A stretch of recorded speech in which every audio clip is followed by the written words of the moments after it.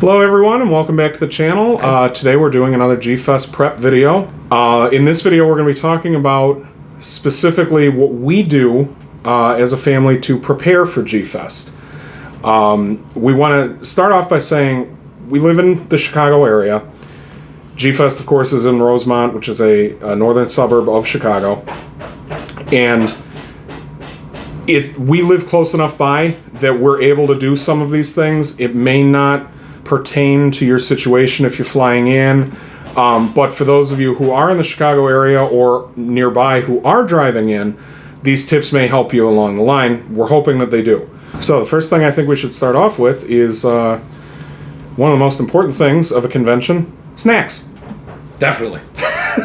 So what we do every year, we usually go to a local grocery store and we just grab basically whatever snacks we'll keep.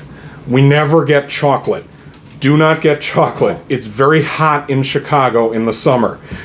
G-Fest is mid-July, and It's been 100 degrees on a few G-Fests. yeah, as recently as I think it was last year. One of the days was 100 degrees.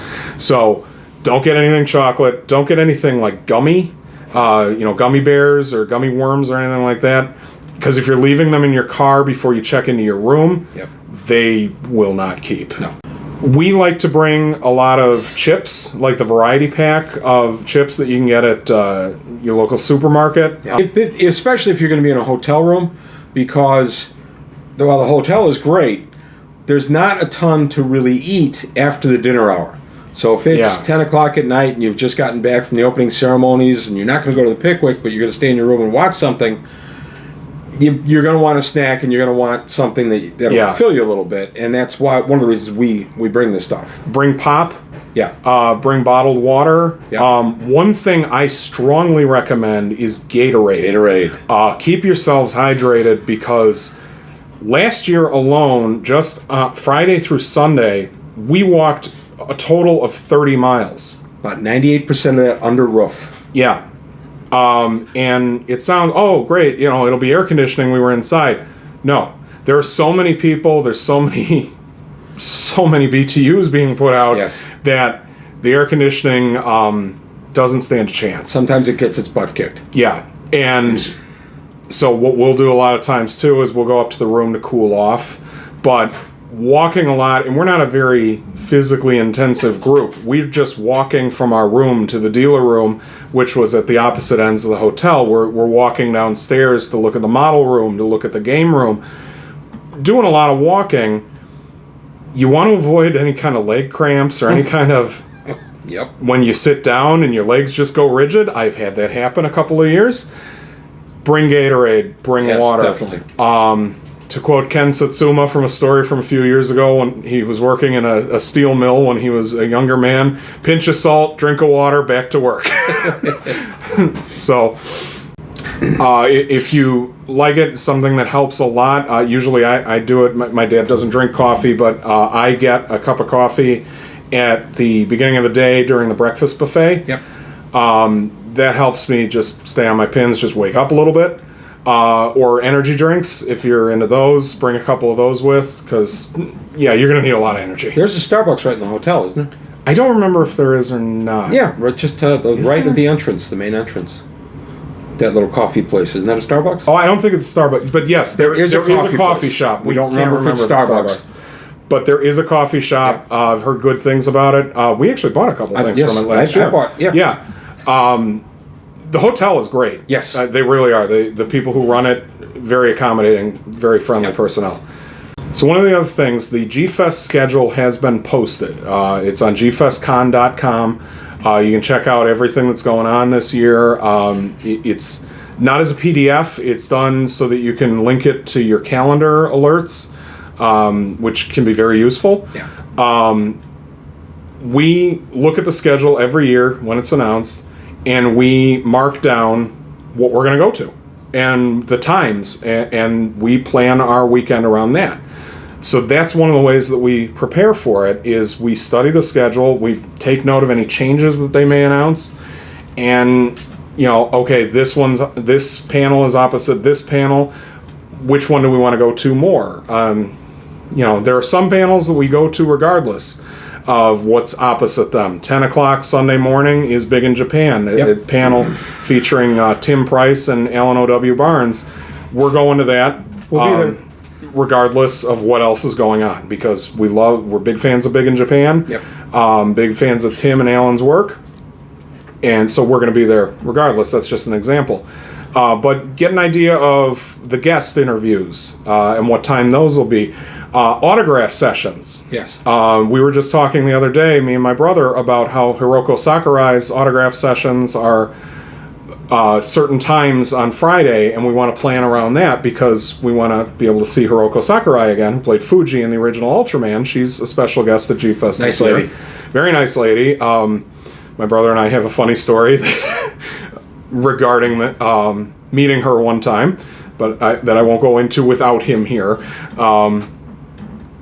But yeah, so plan around the autograph sessions because there are only certain times that you can get certain autographs.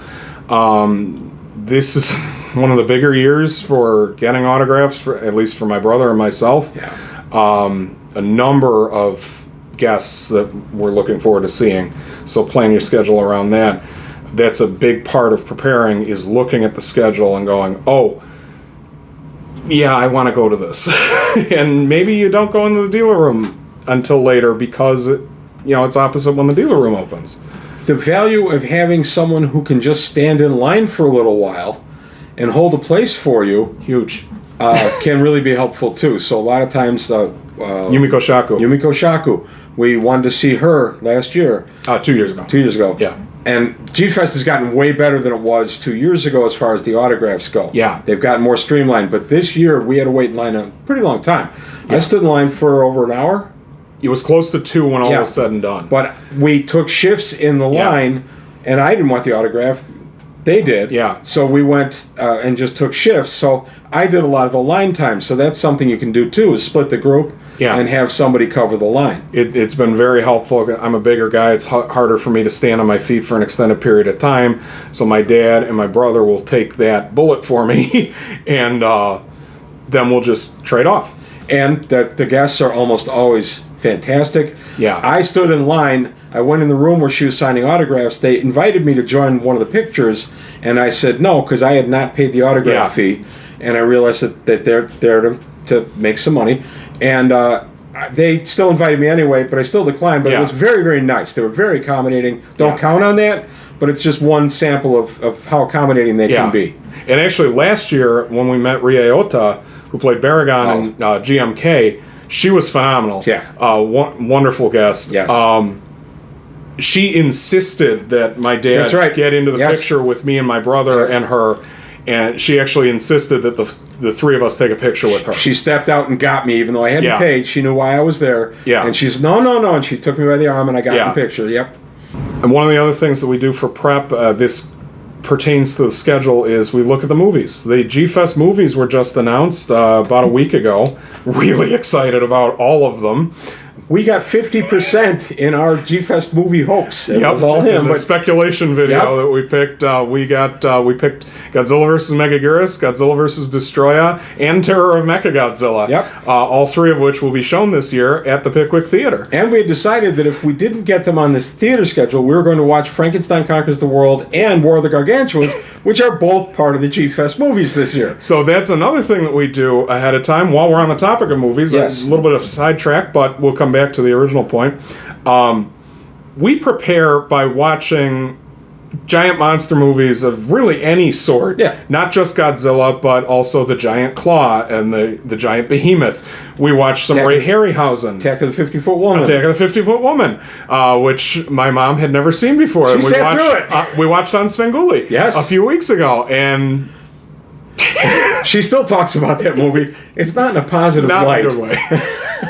But so we prepare by watching a number of the movies going into it, anniversary movies or just movies that we feel like watching. We've been talking about watching the Gamera Heisei trilogy. Yep. We've also been talking about watching GMK, so shout out to Shusuke Kaneko movies apparently. So we do that every year. We were watching Ghidorah the Three-Headed Monster yesterday, watching certain clips, and The Return of Godzilla. I watched King Kong versus Godzilla last night. So that's one of the main things we do to prepare. And a lot of times we'll pick a Toho movie that we haven't seen before, and we'll watch that, like Matango. Yeah, definitely watch Matango. Yeah, it's actually not bad. It's not bad. War of the Gargantuas, of course, is a classic. Frankenstein Conquers the World is, of course, a classic. H-Man? The H-Man, also not bad. It's more of a gangster movie. It's a kaijin movie. Yeah. A strange human, not a kaiju movie, strange beast. But it's one of the Toho classics from the 60s. Latitude Zero? Latitude Zero, absolute classic. Joseph Cotton and Cesar Romero. Cesar Romero on a Wednesday. We think he brought his own wardrobe. We always joke about that. It's a great movie. It really is. From 1970, a lot of fun. So we watched all those kind of movies leading into it. But going back to my original point, the schedule for the movies at the Pickwick. Yep. Do you want to go to, especially if your budget's tight, do you want to go to both movies on Friday and then again on Saturday at 10:30 p.m.? Because another thing, you might be tired too, and 10:30 may be a little late.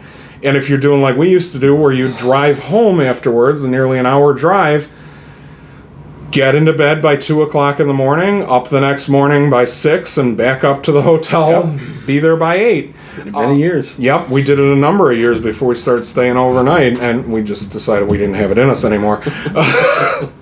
But, yeah, plan accordingly. You might want to rest up for the next big day, So opening ceremonies are Friday at 7. That's just kind of a hey to all the guests, and Peyton Lees does an intro, and they'll give shout-outs to the folks that helped organize. Budget time for that. You have plenty of time to catch that and still make the movie at the Pickwick on Friday night. It's a great way that they can kind of introduce the folks that work on the con. You can get to know who everybody is, and you get to meet the guests for the first time. Yeah. It's really worthwhile. And the guests will introduce themselves, and they're usually blown away by the amount of applause they receive, and they're always very appreciative. We go to the opening ceremonies every year, Friday at 7. They'll usually do a video commemorating the stars or the people close to G-Fest who have passed in the last year. It's always worth seeing, just as a in memoriam tribute. We've known a lot of G-Fest attendees who unfortunately have made that, and it's kind of sobering to see it and go, oh, okay. Yeah. Because we're not close friends or anything, but there were people that we would stop and talk with every year and say hi to. Some of the dealers that I used to buy from when I was little, who were always very, very good to me, have been in the tribute videos, which is always sad to see, but I'm not trying to bring it down. It's a way to commemorate the people who have contributed to G-Fest in the past. Yeah, it's a great moment. Yeah. It is. And that's part of opening ceremonies. Yep. The costume parade. Ah, yes.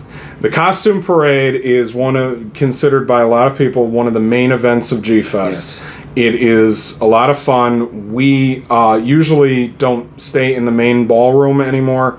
We like to give our seats to people who are more inclined to stay for the entire costume parade. We usually cut out to go to the Pickwick early because we usually walk around Park Ridge. The amount of craftsmanship that goes into the costumes is phenomenal. So budget time for that's in the evening on Saturday. We didn't stay for it last year. We ended up having to cut out because we ended up going to dinner. Yeah. We just met some people and we went to dinner. So we didn't end up staying for the whole thing, but we did see a lot of the costumes. It's always very crowded. Yes. That is one of the more jam-packed events of the entire weekend, so plan accordingly. If you want to see the whole costume parade, get there early, get good seats, or get a good place to stand outside the ballroom and watch. That's what we usually do, is we'll stand outside, and there's a corridor that they bring everybody down, and they keep that area clear, but you can stand right next to it. You'll see everybody up close. Yeah, and you'll have other opportunities throughout the weekend to see the costumes. They'll walk around, they'll do photo ops, so you'll get a chance to see them. But that's one of the bigger events that everybody looks forward to. of the weekend. So one of the other things that I specifically do to prep that isn't so much for my dad or my brother in prepping for G-Fest, I make an inventory list of the things that I purchased last year or within the last year, so I don't accidentally buy duplicates of figures, or I intentionally buy duplicates of figures because it's a really good figure and I want to get another one, whether I want to customize it or modify it in any way, or just have another one. Maybe I picked up one that didn't have a tag and I want one with a tag, or vice versa. Or I want to pick one up and have it signed by one of the guests. So I'll make an inventory list. I usually put it into a spreadsheet in Excel. I've gotten really high tech with everything over the last few years instead of just jotting it down on a notebook. That's one of the main things that I do. My brother and I work out a budget every year, not just for the dealer room, but for our expenses for the weekend. You're definitely going to want to plan that because Rosemont can be expensive. It's basically a tourist destination. It's like a resort area almost. Yeah, for convention lack of a better area. phrase. And their taxes are higher on certain goods. The food prices can be higher. So you're going to want to plan accordingly for that. So what we do, we make a budget and we estimate based on last year's prices. Yeah. And we usually, depending on what's going on, we usually add about $10 to $20 depending on where we need to add it.